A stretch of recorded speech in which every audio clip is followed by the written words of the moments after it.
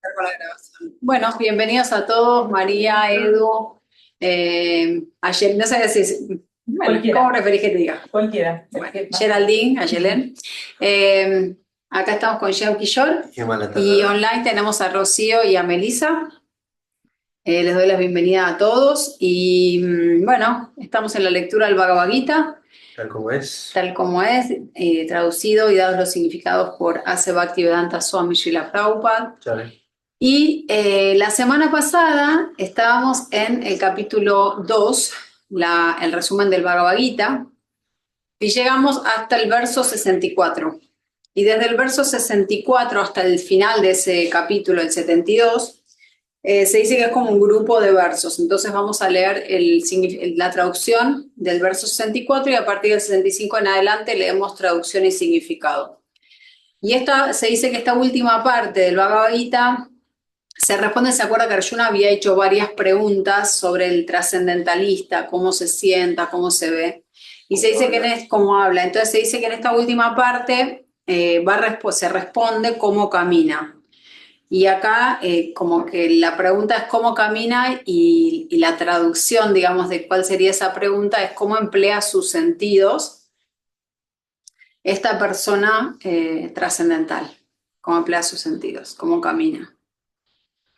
Bueno, ahí más o menos la vamos entendiendo. Entonces, bueno, empecemos con una pequeña invocación. Om Namo Bhagavate Vasudevaya. Om Namo Bhagavate Vasudevaya. Om Namo Bhagavate Vasudevaya. Bueno, capítulo 2, el resumen del Bhagavad Gita, me tocaba micro, ¿no? Resumen del Bhagavad Gita, texto 64. Una persona que está libre de todo apego y aversión y que es capaz de controlar los sentidos por medio de principios que regulan la libertad, puede conseguir toda la misericordia del Señor. Texto 65. Para aquel que se encuentra satisfecho de ese modo en el estado de conciencia de Krishna, dejan de existir las tres clases de sufrimientos de la existencia material. Con la conciencia así de satisfecha, la inteligencia de uno pronto queda bien establecida. Acá habla de tres clases de sufrimientos que creo que también los mencionó Prabhupada anteriormente. No me acuerdo si lo mencionamos, si saben a qué se refiere. No es las modalidades. No son las unas, nos afectan las unas, pero estos son como tres, se dice que son tres tipos de sufrimientos que tenemos en el mundo material. Ya son externos a nosotros. Sí, claro. Por recuerdo, era uno. ¿El qué? Perdón, Meli. Por recuerdo, puede ser uno. No. Por el recuerdo.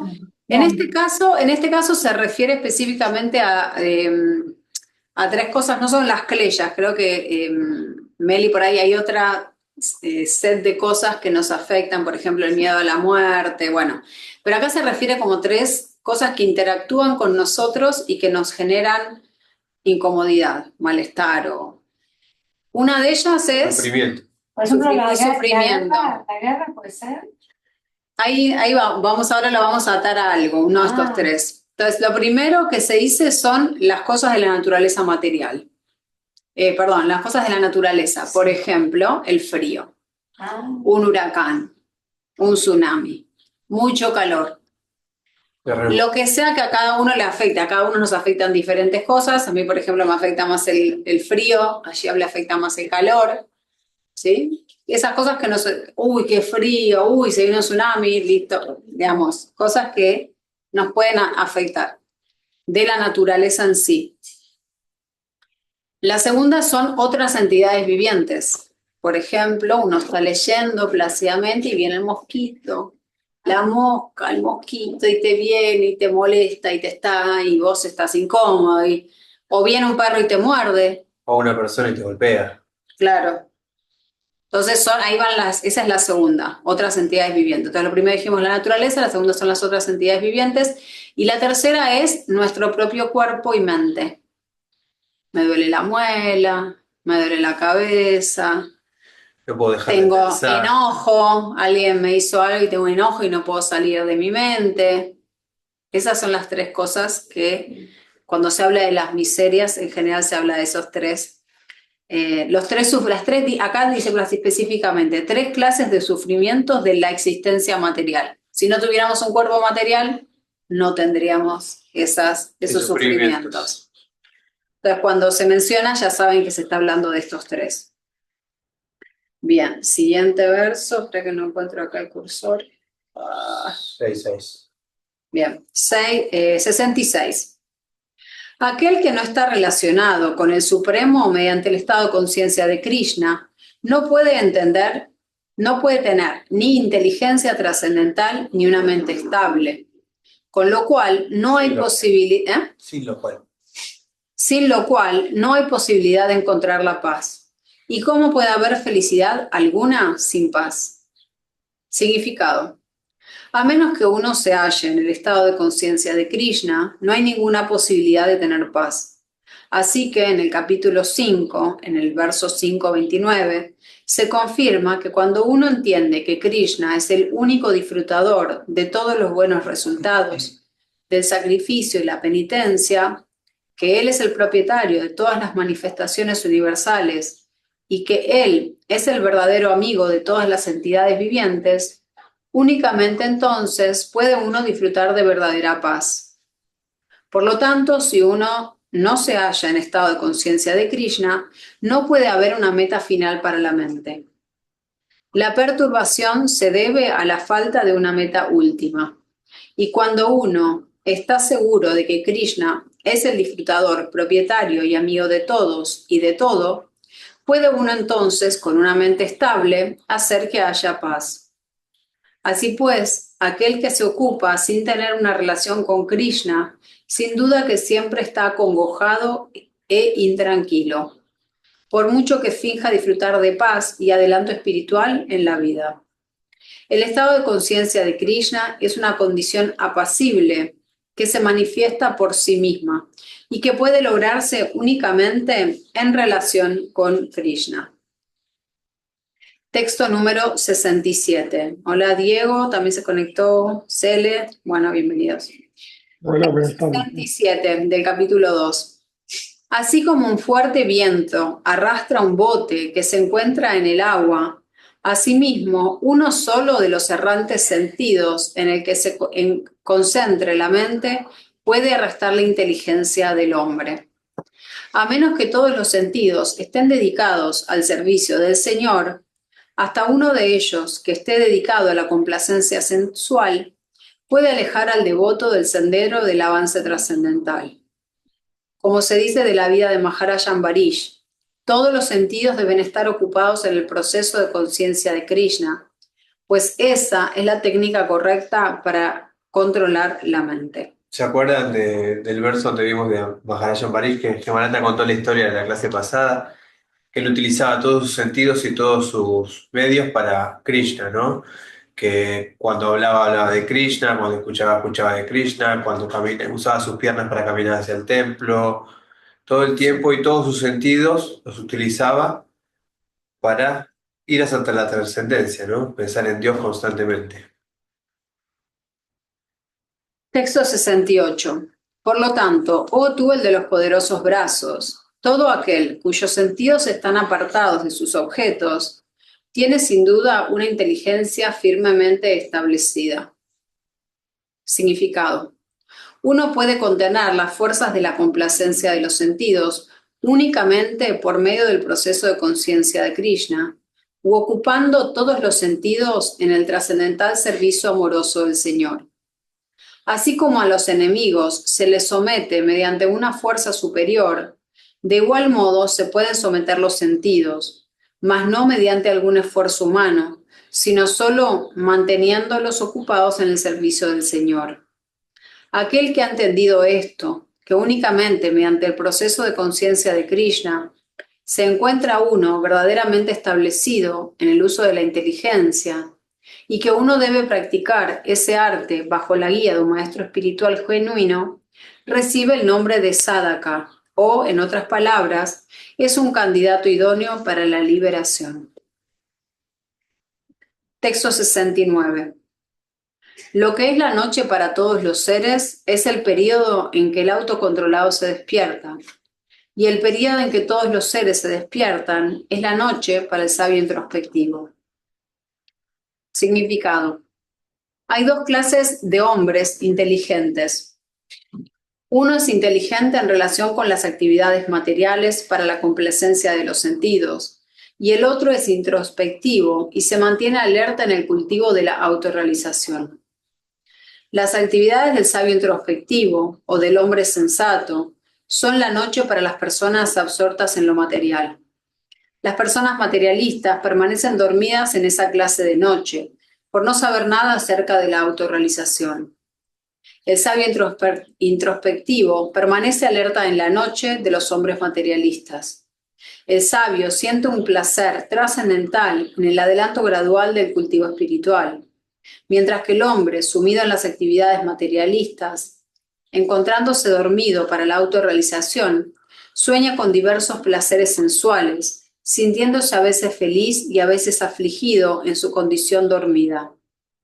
El hombre introspectivo siempre se muestra indiferente a la felicidad y congoja materialistas. Él continúa con sus actividades de autorrealización sin que lo perturben las reacciones materiales. Texto 70. La persona que no se perturba por el incesante fluir de los deseos, que entran en ella como los ríos en el océano, el cual, aunque siempre se está llenando, permanece calmado, es la única que puede encontrar la paz, y no el hombre que se esfuerza por satisfacer dichos deseos. Este verso es muy conocido y es la analogía que tiene es muy lindo, porque claro, el río todo el tiempo va llevando agua al mar. Sin embargo, no es que el mar se hace más alto o más bajo de acuerdo a cuántos ríos existan, claro. Entonces es lindo porque los deseos también se dice que siempre, habíamos estado hablando de esto la vez pasada, que el principio activo, se dice que el principio activo del alma, de que está ahí, es que hay deseos. O sea, no es casi imposible, o es imposible dejar de desear. Y acá está poniendo esta analogía, no son como los ríos que fluyen, vienen, los deseos vienen. El tema es qué hace uno con eso. Otra dirección. Significado. Aunque el vasto océano siempre está lleno de agua, no obstante, siempre se sigue llenando con mucha más agua, especialmente durante la estación lluviosa. Pero el océano permanece igual, estable, no se agita ni rebasa el límite de su borde. Eso también es cierto en el caso de una persona fija en el estado de conciencia de Krishna. Mientras se tenga el cuerpo material, éste continuará con sus exigencias de complacer los sentidos. Sin embargo, al devoto no lo perturban tales deseos gracias a su plenitud. A un hombre consciente de Krishna no le hace falta nada, porque el Señor satisface todas sus necesidades materiales. Por consiguiente, Él es como el océano, siempre está lleno en sí mismo. Los deseos puede que lleguen a Él, tal como las aguas de los ríos que fluyen hacia el océano, pero Él es estable en sus actividades, y los deseos de complacer los sentidos no lo perturban ni siquiera ligeramente. Esa es la prueba que caracteriza a un hombre consciente de Krishna, que ha perdido todas las inclinaciones hacia la complacencia material de los sentidos, aunque los deseos estén presentes. Como él permanece satisfecho en el trascendental servicio amoroso del Señor, puede permanecer estable, tal como el océano, y en consecuencia puede disfrutar de plena paz. Otros, sin embargo, que quieren complacer los deseos, incluso hasta el límite de la liberación, para no hablar del éxito material, nunca encuentran ni siquiera la paz. Los trabajadores fruitivos, los salvacionistas y también los yogis que se hallan tras los poderes místicos son todos infelices a causa de los deseos insatisfechos. Pero la persona con conciencia de Krishna es feliz en el servicio del Señor y no tiene ningún deseo que complacer. En efecto, ni siquiera desea liberarse del llamado cautiverio material. Los devotos de Krishna no tienen deseo material alguno y por lo tanto disfrutan de una paz perfecta. Texto 71. Solo puede encontrar la verdadera paz la persona que ha renunciado a todos los deseos de complacer los sentidos, que vive libre de deseos, que ha renunciado a todo sentido de posesión y que está desprovista de ego falso. Significado. Dejar de tener deseos significa no desear nada para complacer los sentidos. En otras palabras, desear algo para volverse consciente de Krishna es, de hecho, no tener deseos. El estado perfecto de conciencia de Krishna consiste en entender la verdadera posición de uno como servidor eterno de Krishna, sin considerar falsamente que este cuerpo material es uno mismo y sin declararse falsamente propietario de nada en el mundo. Aquel que se halla en esta etapa perfecta sabe que, como Krishna es el propietario de todo, todo debe emplearse para satisfacer a Krishna. Arjuna no quería pelear por la satisfacción de sus propios sentidos, pero cuando se volvió plenamente consciente de Krishna, peleó porque Krishna quería que lo hiciera. En lo que a él respecta, él no tenía ningún deseo de pelear, pero por Krishna, el mismo Arjuna peleó lo mejor que pudo. La verdadera ausencia de deseos la constituye el deseo de satisfacer a Krishna, y no un esfuerzo artificial por abolir los deseos. La entidad viviente no puede estar exenta de deseos ni de sentidos, pero sí tiene que cambiar la calidad de los deseos. Una persona que no tiene deseos materiales sabe sin duda que todo le pertenece a Krishna y, en consecuencia, no declara falsamente ser propietaria de nada. Ese conocimiento trascendental se basa en la autorrealización, es decir, en saber perfectamente bien que cada entidad viviente en su identidad espiritual es una parte integral y eterna de Krishna. Y que por ende la posición eterna de la entidad viviente nunca se halla en un nivel superior o igual al de Krishna.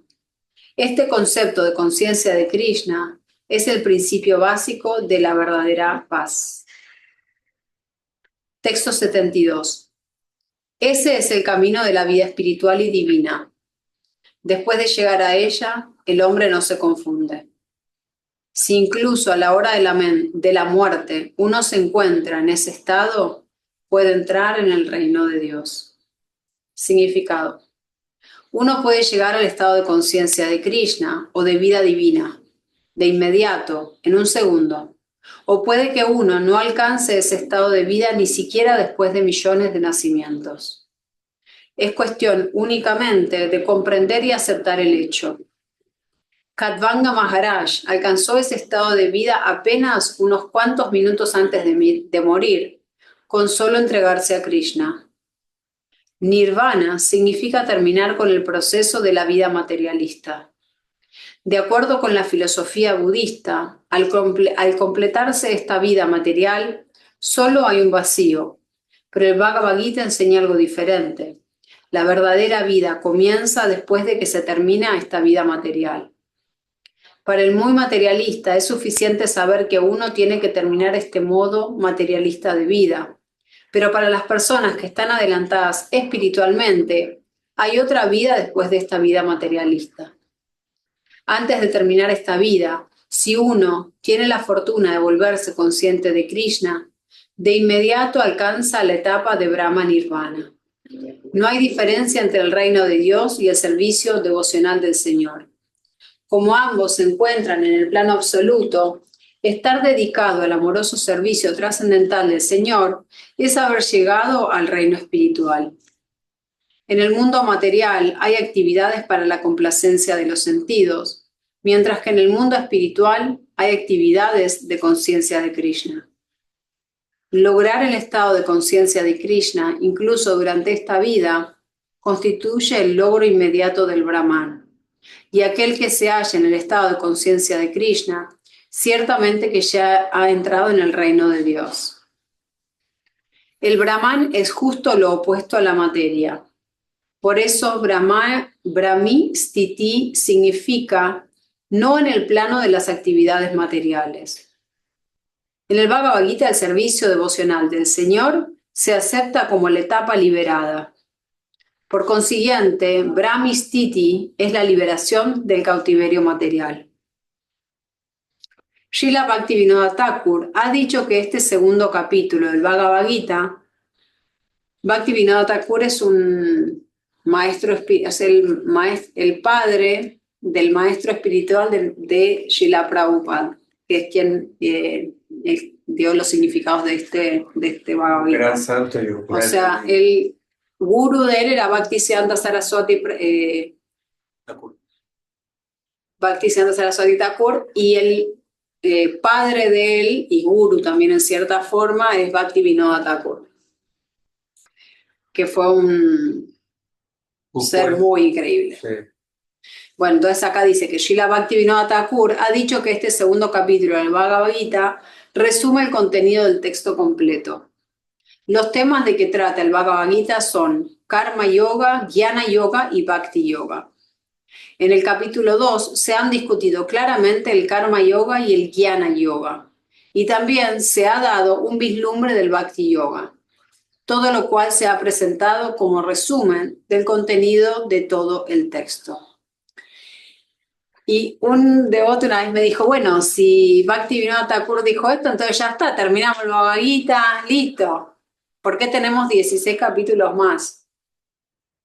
Y lo que él decía es porque como nosotros no tenemos la capacidad de entender todo tan fácilmente, esto fue un resumen. Ahora necesitamos indagar y desmenuzar un poco más la información para poder digerirlo. Entonces Arjuna va a empezar a hacer preguntas. De hecho, el siguiente capítulo empieza con preguntas de Arjuna, diciéndole a Krishna, pará, vos me explicaste todo esto, pero esto no lo entendí, esto no me quedó claro. Entonces él le va a empezar a preguntar y ahí vamos a empezar a entender todos estos conceptos que estuvimos viendo de manera mucho más profunda y detallada. Entonces, bueno, este siguiente capítulo se llama Karma Yoga. ¿Se acuerdan que era uno de los temas que hablamos? Uno de los senderos, uno de los caminos, es Karma Yoga. Y entonces Krishna va a empezar a hablar acá acerca del Karma Yoga.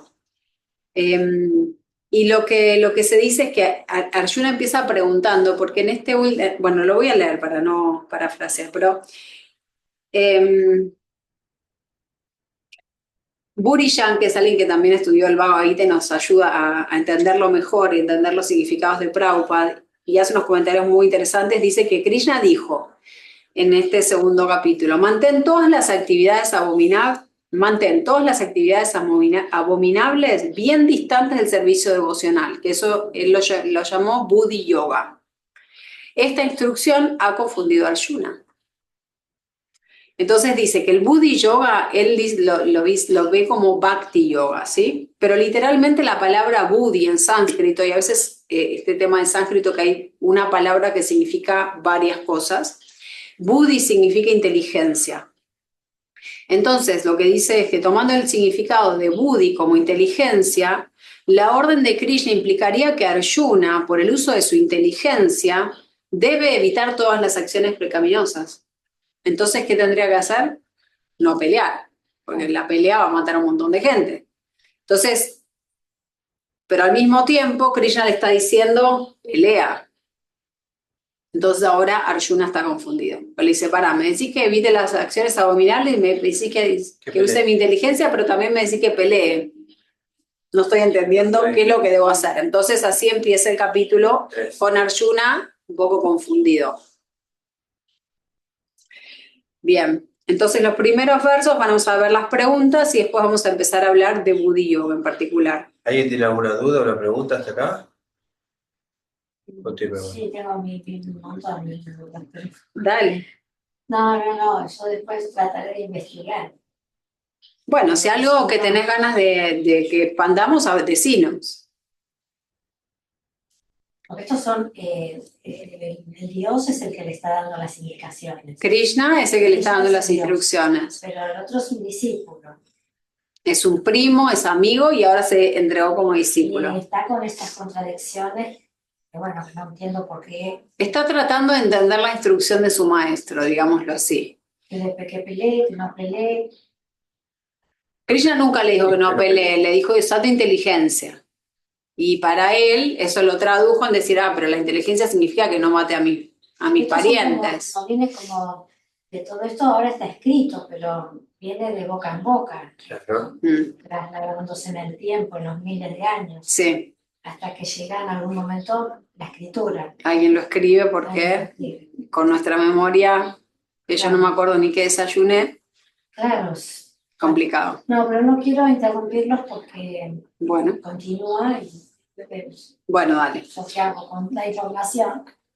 Karma Yoga es el capítulo 3 entonces, verso 1. Arjuna dijo, oh Janardana, Janardana es otro nombre de Krishna, o Keshava, otro nombre de Krishna. Si consideras que la inteligencia es mejor que el trabajo fruitivo, ¿por qué quieres hacerme participar en esta horrible guerra? Clarísima la pregunta. Y sí, Entonces, en el significado, Srila Prabhupada explica.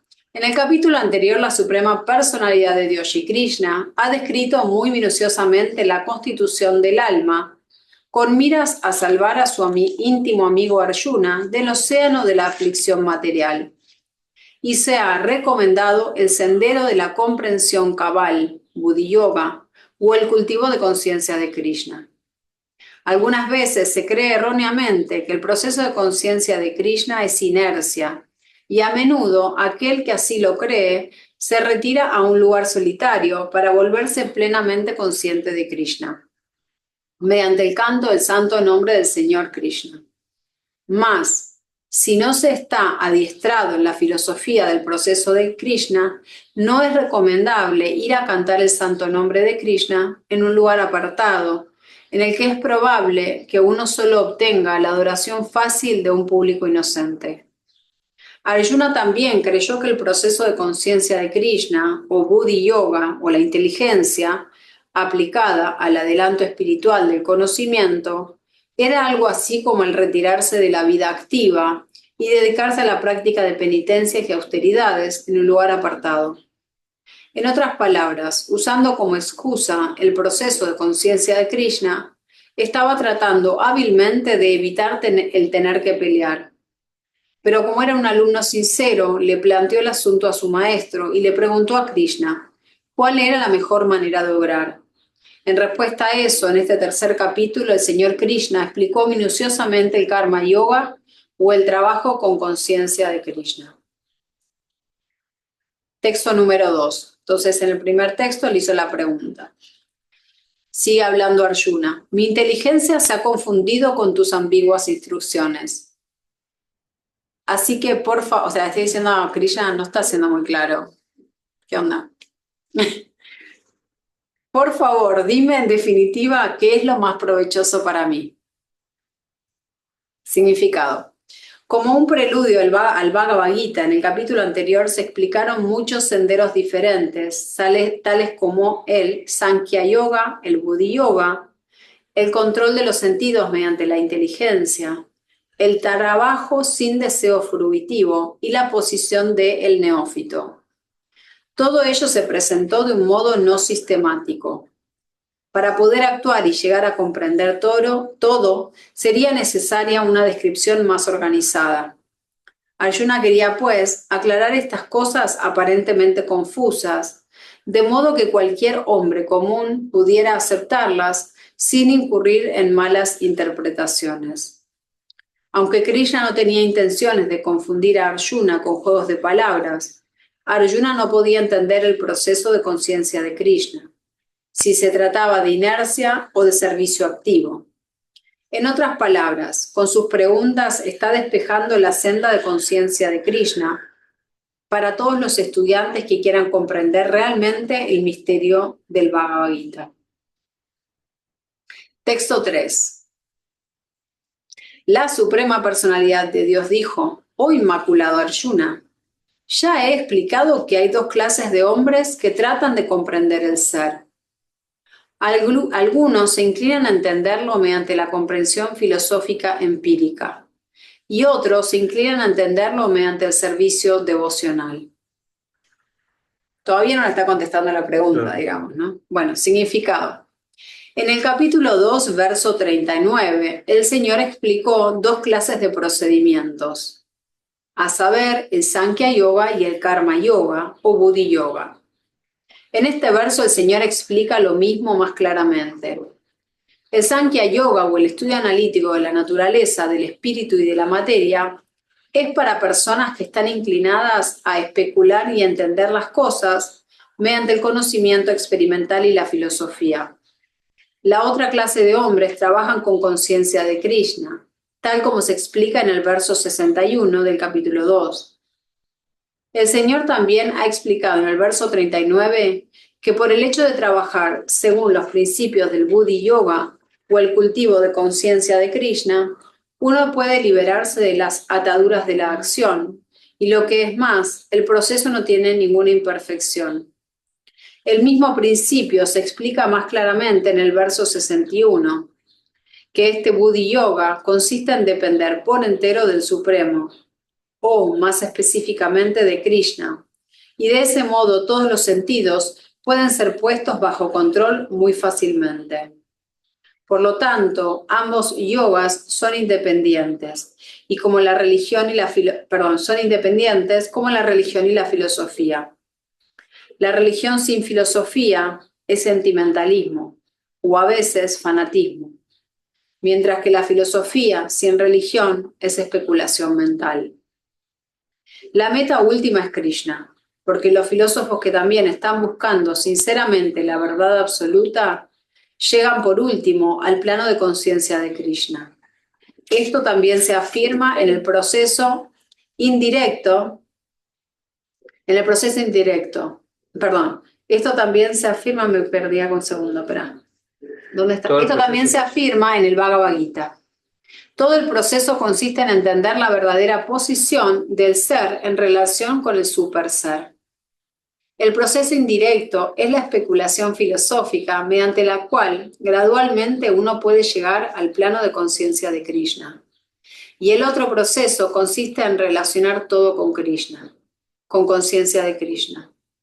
De estos dos, el sendero de conciencia de Krishna es mejor, porque no depende de la purificación de los sentidos a través de un proceso filosófico.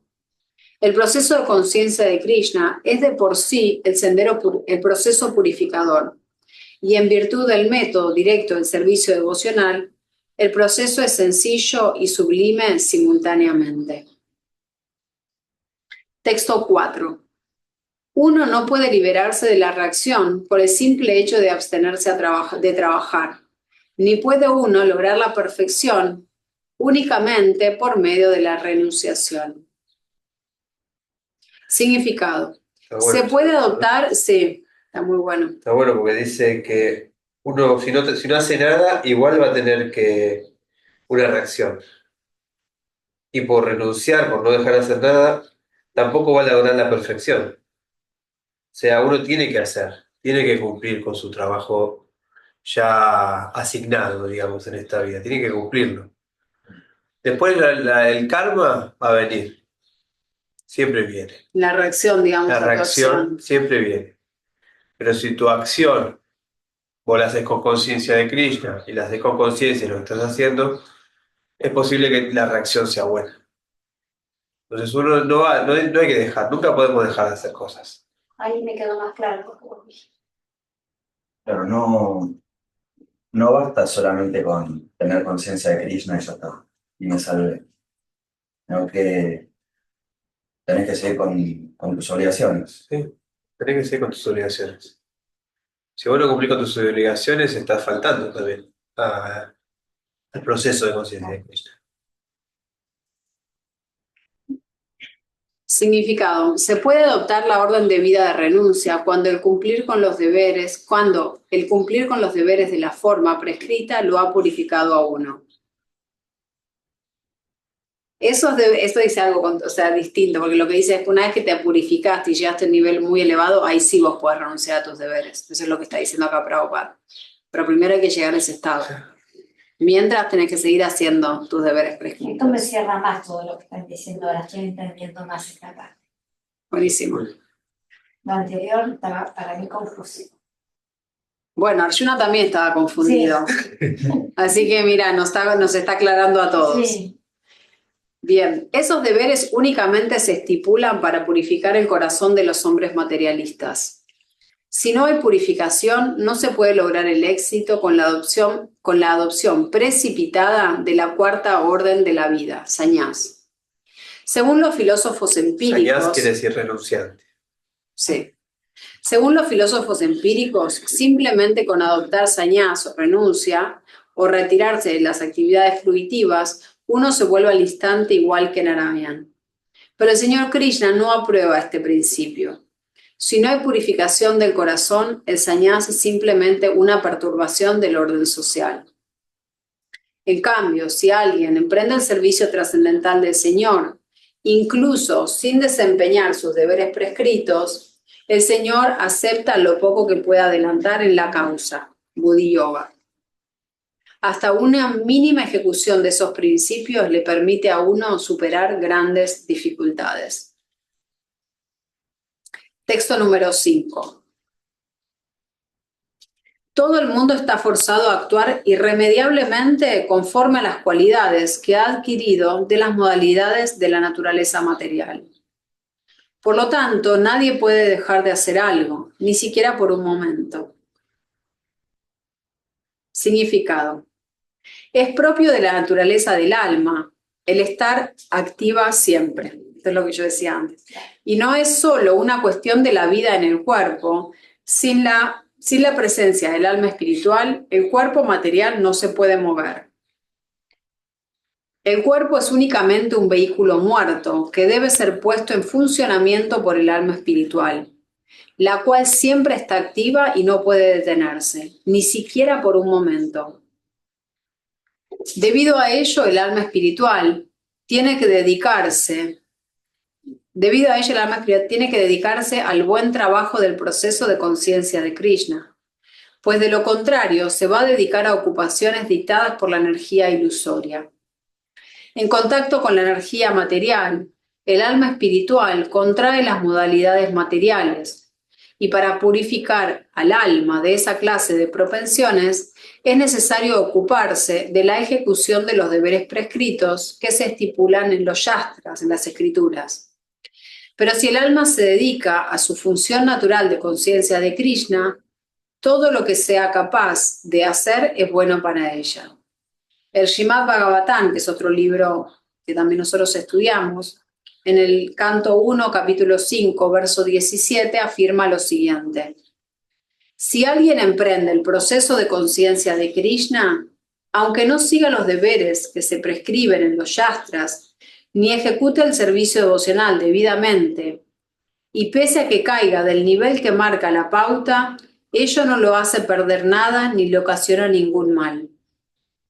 Pero si alguien pone en práctica todo lo que los yastras disponen para lograr la purificación, ¿de qué le vale si no está consciente de Krishna? Así que el proceso purificatorio es necesario para llegar a ese punto de conciencia de Krishna. Por consiguiente, el sañás o cualquier otro proceso purificatorio tiene por finalidad ayudar a alcanzar la meta última, que consiste en volverse consciente de Krishna, sin lo cual se considera que todo es un fracaso. Texto número 6. Aquel que restringe los sentidos de la acción, pero cuya mente mora en los objetos de los sentidos, sin duda que se engaña a sí mismo y se lo conoce como un farsante. Habíamos hablado de esto, creo que la vez pasada.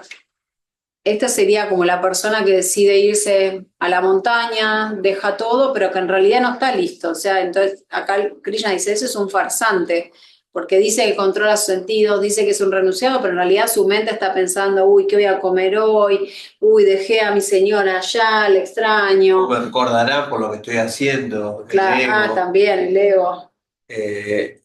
Casi siempre las personas que ejecutan esas actividades, ¿no? Cuando no están preparadas, es por una inmadurez espiritual, y también el ego nos puede mover a eso, como yo ya estoy listo, eso es falta de autoconocimiento. Nosotros, lo que habla un poco acá de conciencia de Krishna, en todo, en el trabajo, por ejemplo, como vimos antes, es estar consciente de lo que estamos haciendo. Estar consciente de que lo hacemos bien, estar consciente que es un servicio para el Señor. Eso es ser conciencia de Krishna en el trabajo, no es trabajo bien, me voy, lo hago y listo. No, uno lo hace con conciencia, pensando que esto es un servicio que le dio Krishna en esta vida para que uno lo haga bien, intentando generar algo positivo en su trabajo y en los demás.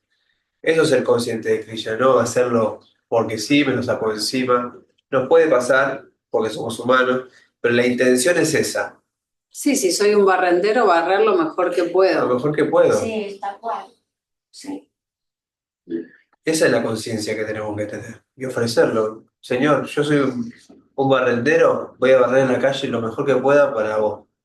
Esa es la conciencia que Perfecto, tenemos sí, que sí, sí. En el significado que Prabhupada dice, ¿no? Hay muchos farsantes que rehúsan trabajar de un modo consciente de Krishna, pero que hacen todo un espectáculo de meditación, mientras que en realidad moran mentalmente en el goce de los sentidos. Farsantes de esa índole puede que también hablen acerca de una árida filosofía, a fin de embaucar a unos seguidores sofisticados, pero de acuerdo con este verso, son los engañadores más grandes que existen. Para el goce de los sentidos, uno puede actuar en cualquiera de las posiciones del orden social, pero si uno sigue las reglas y regulaciones de su posición específica, puede ir progresando gradualmente en la purificación de su existencia. Mas aquel que hace alarde de ser un yogi, mientras que de hecho se halla en busca de los objetos de la complacencia de los sentidos, debe ser conocido como el engañador más grande de todos, aunque a veces hable de filosofía. El conocimiento de ese pecador no tiene ningún valor, porque la energía ilusoria del Señor lo despoja de los efectos del mismo. La mente de semejante farsante siempre está impura, y por lo tanto su espectáculo de meditación yógica no tiene ningún valor en absoluto. Texto número 7. En cambio, la persona sincera que trata de controlar la mente, o sea, antes habló del farsante y era una de las opciones, digamos, que le daba Arjuna, ¿no? Bueno, me voy al bosque a meditar. Entonces le habló de, bueno, si no está preparado para eso, no es. Y ahora está diciendo, en cambio, la persona sincera que trata de controlar con la mente los sentidos activos y comienza el karma yoga con conciencia de Krishna, sin apego, es muy superior. Significado. En vez de uno volverse un pseudo trascendentalista para llevar una vida licenciosa y de disfrute de los sentidos, es muchísimo mejor permanecer dedicado a su propia ocupación y cumplir con el propósito de la vida, que consiste en liberarse del cautiverio material y entrar en el reino de Dios. La principal Swartagati o meta del bien propio consiste en llegar a Vishnu. Toda la institución de Varna y Ashram está hecha para ayudarnos a alcanzar esa meta de la vida. Una persona casada también puede alcanzar ese destino mediante el servicio regulado que se realiza de un modo consciente de Krishna. Para lograr la autorrealización, uno puede llevar una vida controlada, tal como se prescribe en los Shastras, continuar desempeñando su ocupación sin apego y de ese modo progresar. Una persona sincera que siga ese método está muchísimo mejor situada que el farsante que hace alarde de espiritualismo para engañar al público inocente. Un barrendero de la calle que sea sincero, mira, justo el mismo ejemplo, es muchísimo mejor que el meditador charlatán que solo medita para ganarse la vida. Puede ser un juez, un médico, cualquiera. Cualquiera, sí. Bhaktivinoda Thakur, que habíamos mencionado, el gurú, él era justo un juez. Lo mencionaste, él era un juez de la Corte Suprema, tenía en Bengal y tenía 14 hijos, 16, 14 hijos. Y escribía, y Traducía traducía, y predicaba. No, era increíble. Increíble. Era tan importante ese señor que le hicieron las vías del tren que lleguen hasta su casa para que pueda seguir yendo a trabajar porque había dicho que ya no iba a ir a trabajar ¿Los dos más. hijos de la misma mujer o de...? Sí, Sí, sí. mismo Ah, matrimonio. porque no sé si en esa civilización... No, esto es más... Esto no es de antes. No, no es tan antiguo. No es tan antiguo lo que estás diciendo ahora. No, hace 200 años, Ah, bueno. 150 años. No, como hay civilizaciones donde los hombres tenían como un harén, tenían muchas... Igual en la civilización védica se acepta que tanto una mujer como un hombre puedan tener varios esposos o varias esposas, no solamente siempre y cuando uno pueda cumplir de la misma manera con todos, con las obligaciones. con las obligaciones. Bien, Pero hoy ya bien. no sé, no está tan en boga. Y porque hoy, ¿Quién puede? ¿quién puede con más de una esposa? No, bueno. O más de una esposa. Se mira. No, sí, no, es Ya está. suficiente, yo ya me doy por servida.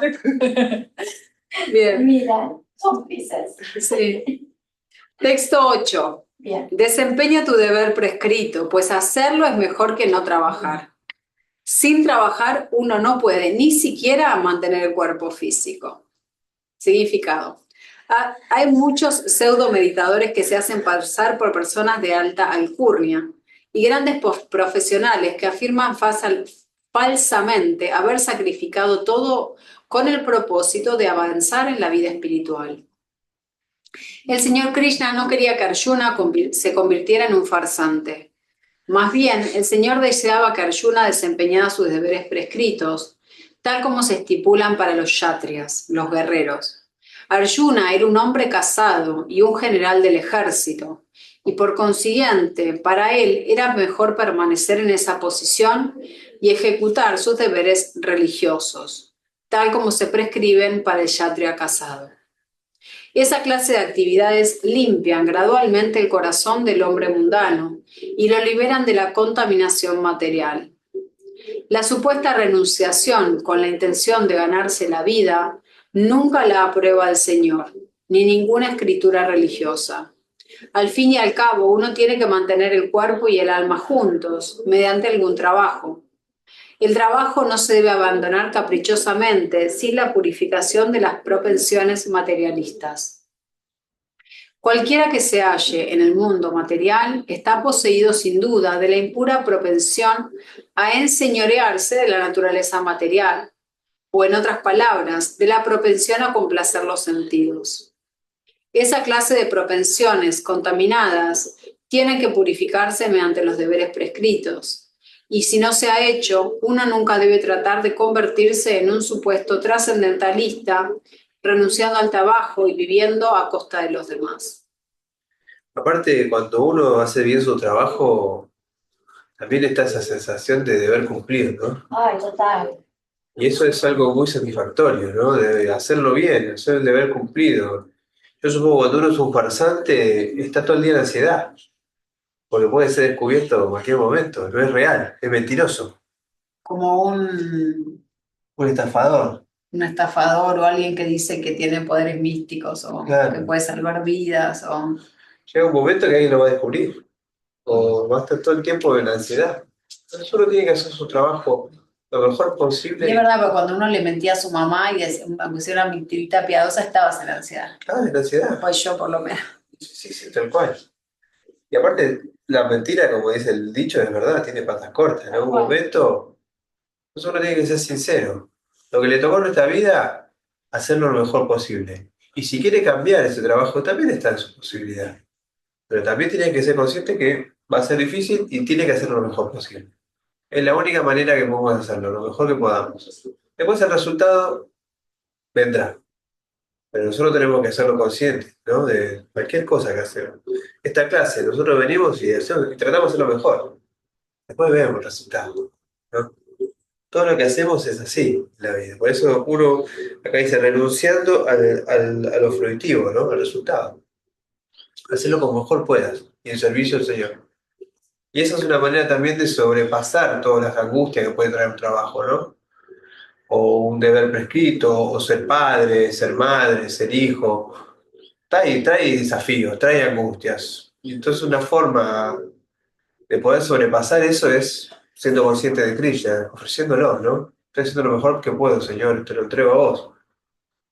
Y también entendiendo que el resultado que se dé va a ser el mejor para uno. Sí, O sea, cualquiera sea el resultado. cualquiera es el resultado. Está bueno eso. Bueno, texto número 9. ¿Alguien quería hacer un Emma, comentario? ¿Liliana? y yo, sí, que llegué tarde, perdón. No, decía que cuando uno hace las cosas en conciencia de Krishna, lo hace porque sabe que Dios lo está viendo. Entonces sabe que Dios participa de lo que uno está haciendo y la alegría de estar en presencia de Él es esa correspondencia, es lo mejor que puede, lo que mejor podemos recibir, porque todo lo demás es efímero. En cambio, la presencia de Krishna es eterna y nuestra alma es eterna y estamos en sintonía. Estamos siendo quienes somos. Lo que se está haciendo con esta práctica es aprender a vivir en este mundo material sin que nos atrape, ¿no? Hasta que Krishna nos libere verdaderamente y vayamos al mundo espiritual, ¿no? Muchas gracias. Sí, tal cual. Las cosas, pienso yo que así de cierto, ¿no? Que uno no está actuando bien porque tenés la mirada de Dios.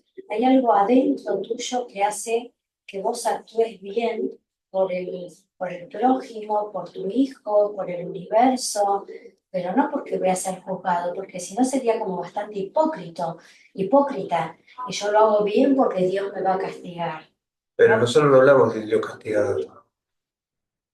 Con Sí. un Dios que te va a juzgar. No, tampoco. En realidad uno está sirviéndolo. Entonces hace lo mejor posible. Puede ser que uno Pero haga no. lo mejor posible sin pensar que es Dios, o sea, Sí, uno está concentrado en hacer su trabajo como usted lo mejor decía, posible. lo mejor posible, porque te sale así. Qué sé yo, es la primera vez que yo pienso, que escucho a alguien que habla de esta manera. Yo sé que hay gente que es muy hipócrita y que actúa solamente bien cuando sabe que lo están Viendo. mirando, observando, pero después es mala gente, mala persona, Sí. está lleno, ya lo sabemos. Sí, uno elige el camino, ¿no?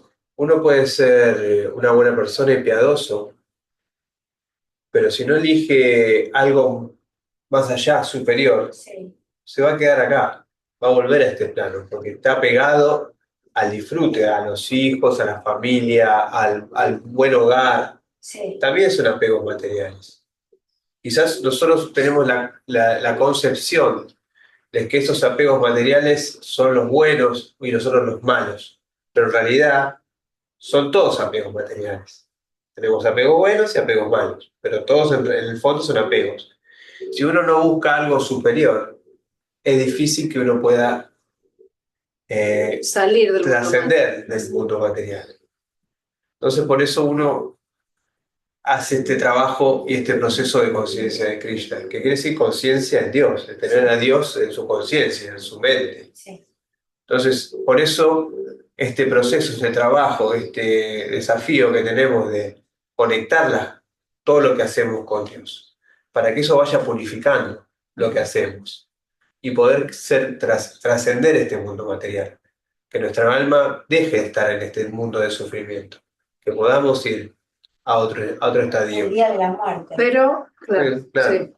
Pero hay algo que me resultó interesante, lo que decía también María, que me hizo acordar lo que me decía mi gurú, y es que también la persona que ya hace las cosas bien por su naturaleza, ya tiene muchos casilleros avanzados para el camino espiritual, Sí. porque tiene su naturaleza es piadosa, su naturaleza es de hacer las cosas bien, y eso te facilita el camino espiritual. Total. Hace que vos ya estés en una plataforma para avanzar diferente, que el que tiene que aprender a no robar, el que tiene que aprender a no fumar mentir. cigarro, no mentir, Claro, tiene un trabajo mucho más duro. y sí, En cambio, alguien que ya tiene un corazón piadoso, un corazón bondadoso, alguien De que servicio. es compasivo, que es ecuánime, que tiene un montón de cualidades, ya arranca desde otro lugar y le resulta más sencillo, por así decirlo, el camino espiritual. Entonces eso está bueno. bien, gracias. No está liberado de las actividades igual, no porque esté avanzado, deja de tener sus deberes. Al contrario, los toma con más decisión y toma un maestro espiritual para que lo ayude a trascender eso, porque la bondad también hay que trascender ese estado. Más allá, ¿no es cierto?, para no creernos mejor que los demás o que estamos haciendo todo perfecto, todo bien, porque ya llegamos a la bondad.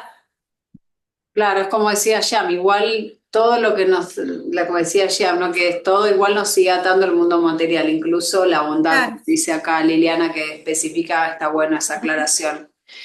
Bueno, último verso y ya cerramos por hoy. El trabajo que se hace, texto número 9.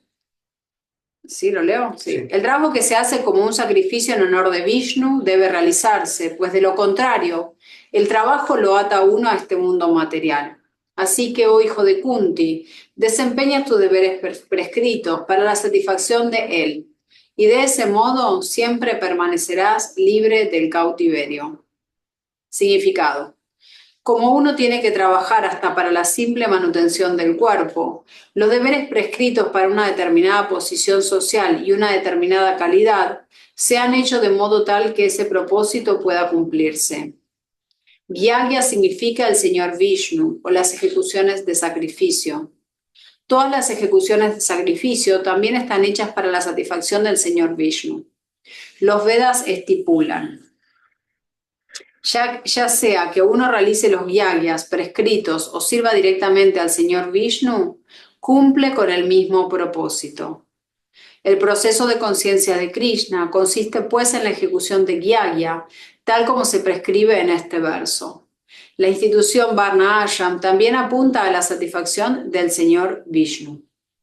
Luego uno tiene que trabajar para la satisfacción de Vishnu. Cualquier otro trabajo que se haga en este mundo material será la causa de cautiverio, ya que tanto el trabajo bueno como el malo, mira, justo nos está dando un resumen de todo lo que estábamos charlando, ¿no? Ya que el trabajo bueno como el malo tienen sus reacciones, y cualquier reacción ata al ejecutor. Por lo tanto, se tiene que trabajar de un modo consciente de Krishna para satisfacer a Krishna o Vishnu, y mientras se realizan dichas actividades, uno se encuentra en una etapa liberada. En eso consiste el gran arte de realizar un trabajo, y al comienzo el proceso requiere de una guía muy experta. Uno debe, pues, actuar muy diligentemente bajo la guía experta de un devoto del Señor Krishna, o bajo la instrucción directa del propio Señor Krishna, bajo cuya instrucción Arjuna tuvo la oportunidad de trabajar. Nada se debe hacer para complacer los sentidos. Más bien todo se debe hacer en aras de la satisfacción de Krishna. Esta práctica no solo lo salvará a uno de la reacción del trabajo, sino que además lo elevará gradualmente al amoroso servicio trascendental del Señor, que es lo único que puede elevarlo a uno al reino de Dios. Lo explico mejor que yo. Sí, Prabhupada nos hizo un resumen buenísimo. Bueno, gracias a todos Llegamos por hasta el sumarse. 9. Llegamos hasta el texto número 9 del capítulo 3. Bueno, gracias a todos por venirse y por sumarse. Ahora vamos a hacer el Damodarastha Kamaka. Si quieren,